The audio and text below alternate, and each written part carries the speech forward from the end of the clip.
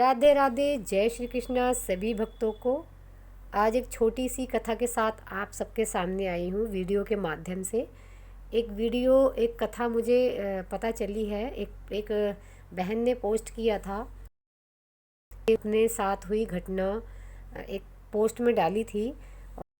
वो भक्त हैं दिल्ली की उषा अग्रवाल, जिनके साथ ये घटना घटित हुई है। तो उन्हीं की एक सत्य घटना आप सबके शेयर कर रही हूँ। उषा अग्रवाल जी बताती हैं कि उनके कोई पुत्र नहीं था। उनकी एक पुत्री थी 5 साल की, और डॉक्टरों ने उन्हें बोला था कि आप दूसरी संतान आप नहीं कर सकती, क्योंकि आपकी जान को खतरा है। शायद उन्हें कोई बीमारी थी। तो वह बड़ी उदास थी। एक दिन वह गई मथुरा वृंदावन, तो शायद किसी पंडित ने बोला उनसे कि जिनके पुत्र नहीं हैं तो वह लड्डू गोपाल को, बाके बिहारी को अपना पुत्र मान सकती हैं, और लड्डू गोपाल जीवन भर उनका साथ एक पुत्र की तरह ही निभाएंगे। तो यही सोच के वो अपने घर एक लड्डू गोपाल लेके आई, और उनकी सेवा एक बिल्कुल पुत्र की तरह करती रही। वो उन्होंने किया जैसे कि हम अपने बच्चों को उनकी सेवा करते हैं, उनके लिए वस्त्र अच्छे अच्छे लाते हैं, उनको अच्छा अच्छा खाना बना के खिलाते हैं। उसी तरह से वह भक्त जो है अपने लड्डू गोपाल की सेवा करने लगी। उन्हीं के साथ साथ उनकी 5 साल की बच्ची थी, वो भी यही देखती कि किस तरह से लड्डू गोपाल की सेवा होती है। वह भी लड्डू गोपाल की सेवा अपनी माँ की तरह करती। तो पुत्री को ये बताया गया था कि ये लड्डू गोपाल जो है उनके भाई हैं, तो वह हर भैया दूज रक्षाबंधन पे इनको राखी बांधती, इनके लिए अच्छे अच्छे गिफ्ट लाती। उनके घर में जब से लड्डू गोपाल आए सब बहुत अच्छा चला। भगवान की दया से उनके घर में धन की बहुत वृद्धि हुई, उनका सब बिजनेस बढ़िया अच्छा चला। धीरे धीरे जो है उनकी पुत्री जो 5 साल की थी, धीरे धीरे शादी का समय आया। वह 21-22 साल की हुई, तो उसकी शादी के लिए वर ढूंढने लगे। वर भी बहुत अच्छा मिला, घर अच्छा मिला। जहाँ वह शादी करके गई वहाँ धन दौलत की भी बहुत भरमार थी। जब वह शादी करके अपने घर गई, तो उस जो पति हैं, मतलब उनके दामाद जो हैं उषा जी के, वह बिजनेसमैन थे, जिसकी वजह से उनको हमेशा बाहर ही रहना पड़ता था। काफ़ी काफ़ी दिनों पे वो घर आते थे। तो पुत्री ने एक दिन शिकायत की कि माँ, मैं बिल्कुल अकेली रहती हूँ घर में। उनके घर में बस उनके सास ससुर थे और उनकी पुत्री जो बहू के रूप में गई थी। तो पुत्री ने बोला कि माँ, मेरा मन बिल्कुल नहीं लगता। मेरे सास ससुर जी हैं जो माता पिता जी हैं, काम अपने रूम में रहते हैं, और मैं काम करके बिल्कुल अकेली हो जाती हूँ। ये भी काफ़ी दिन बाद आते हैं। मैं किससे बात करूँ? मुझे बात करने के लिए कोई चाहिए। तो क्या मैं अपने माधव को, जो लड्डू गोपाल लाई थी वृंदावन से, उनका नाम माधव था, क्या मैं अपने माधव को अपने घर सेवा के लिए ला सकती हूँ?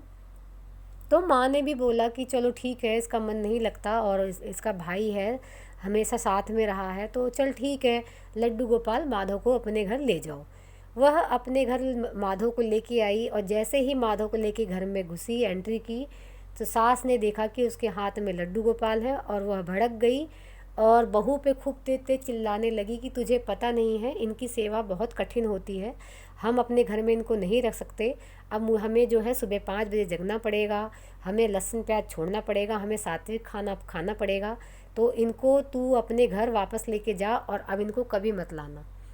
तब उस बहू ने बोला कि नहीं माँ जी, इनकी सेवा मैं बचपन से करती आ रही हूँ, तो मैं इनकी सेवा कर लूँगी, आपको इसमें कोई प्रॉब्लम नहीं होगी। आप जिस टाइम सुबह सो के उठती हैं आप उसी टाइम उठें, आप खाना मैं इनका भोग अलग तैयार कर दिया करूँगी, ऐसी कोई दिक्कत नहीं है। पर वही सास का रूप था, तो सास ने थोड़ा गुस्से में, हमेशा गुस्से में रहती थी, उससे अच्छे सीधे मुंह से बात नहीं करती थी, हमेशा चिड़ी हुई रहती थी। एक दिन सास ने बोला कि जा तू मार्केट जा, मार्केट से सामान लेके आ कुछ। तब बहू जो है मार्केट गई सामान लेने, वहाँ उसको एक छोटा सा झुंझुना दिखा, और वो झुंझुना बहुत सुंदर था। तो उसने सोचा मैं अपने माधव के लिए झुंझुना ले लूँ, माधव बहुत खुश होगा। और जब वो बाज़ार से सब्ज़ी लेके वापस आई और भाग के गई मंदिर में झुंझुना देने माधव को, तो माधव वहाँ नहीं थे। तब वो तुरंत आई अपने ससुर के पास। उसने सोचा कि माता जी ने कहीं माधव को और बैठा दिया है, तो मैं जाके झुंझुना माधव को वहीं दे देती हूँ।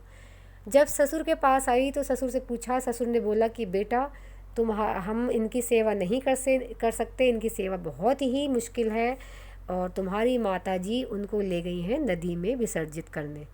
यह सुन बहू जो है उसके दिल को इतना धक्का लगा, आँख में तुरंत आंसू आ गए, पर वो क्या करे, वो कुछ कर भी नहीं सकती थी। उसने सोचा अगर मैं इस पे ऑब्जेक्शन उठाऊं तो मेरे घर में लड़ाई झगड़े शुरू हो जाएंगे, मेरे घर में कलेश होगा और पति देव भी बाहर हैं, अगर घर की लड़ाई झगड़े उन तक पहुंचेंगे तो उनके काम धंधे पर भी असर पड़ेगा।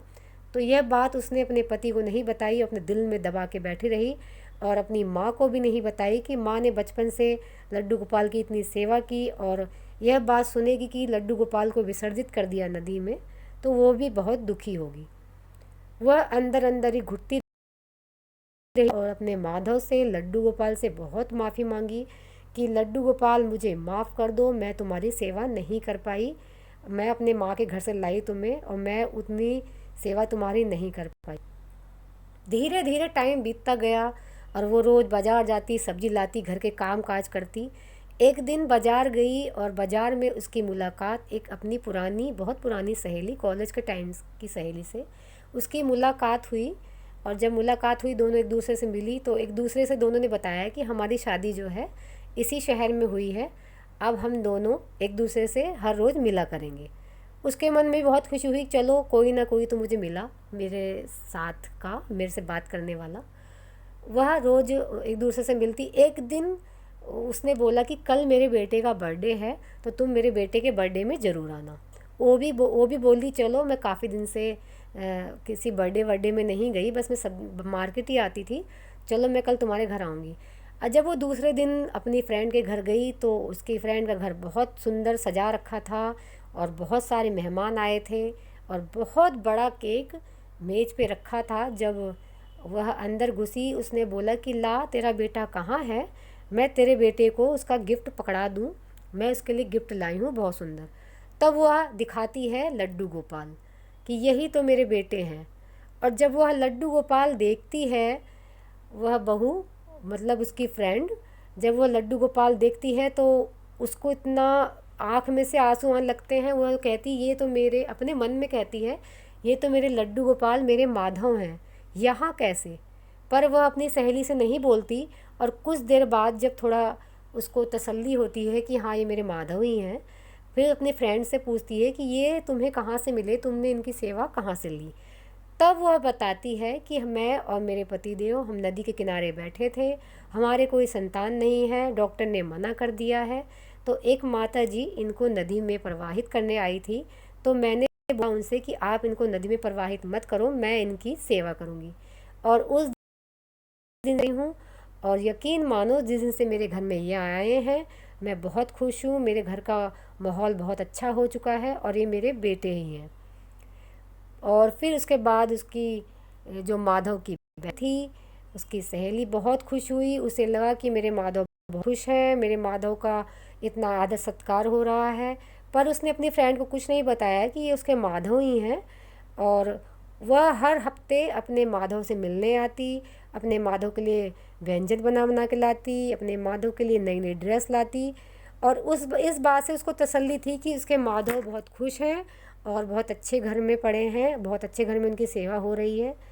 इसी को कहते हैं कि जब भक्त और प्रभु का मिलन होता है तो वो कहीं ना कहीं किसी न किसी तरीके से एक दूसरे से अलग नहीं होते, चाहे कैसी भी परिस्थितियाँ आएँ। और इस कहानी से हमें सीख लेनी चाहिए कि भक्ति में शक्ति है, मानो चाहे ना मानो। चलिए, राधे राधे, जय श्री कृष्ण।